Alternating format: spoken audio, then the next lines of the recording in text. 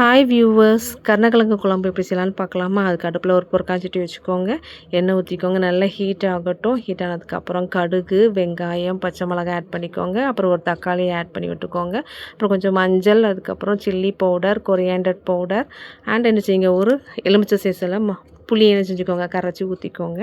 அது போக நான் என்ன செஞ்சுருக்கேன், கருணக்கிழங்கு நல்லா வேக வச்சு எடுத்து வச்சுருக்கேன். இதுக்கு நமக்கு மசாலாக்கு என்ன செய்கிறோன்னா, தேங்காய், வெங்காயம் அண்ட் கருவேப்பிலை போட்டு என்ன செஞ்சுருக்கேன், பேஸ்ட்டாக அரைச்சி வச்சுருக்கேன். இந்த பேஸ்ட்டை நான் என்ன செஞ்சுட்டேன்னா, கொதிக்கிற இந்த குழம்புல என்ன செஞ்சு அந்த பேஸ்ட்டை ஆட் பண்ணிக்கோங்க. நல்லா ஆட் பண்ணி மிக்ஸ் பண்ணி விட்டுட்டு டேஸ்ட்டுக்கு நான் சால்ட் ஆட் பண்ணிக்கிறேன். டேஸ்ட்டுக்கு ஏற்றப்ப என்ன செஞ்சுக்கோங்க, சால்ட் ஆட் பண்ணிக்கோங்க. நல்லா இந்த குழம்பு கொதித்து வரட்டும். கொதிச்சதுக்கப்புறம் நம்ம கருணக்கிழங்கு என்ன செய்யப்போகிறோம், நல்லா ஸ்மாஷ் பண்ணி என்ன செய்யப்போகிறோம், உள்ளே போட்டு நல்லா மிக்ஸ் பண்ண போகிறோம். நல்லா மிக்ஸ் பண்ணி விட்டுருங்க. குழம்பு நல்லா கொதிக்கட்டும். கொதிச்சது பார்த்திங்கன்னா டேஸ்டியான கருணக்கிழங்கு குழம்பு ரெடி.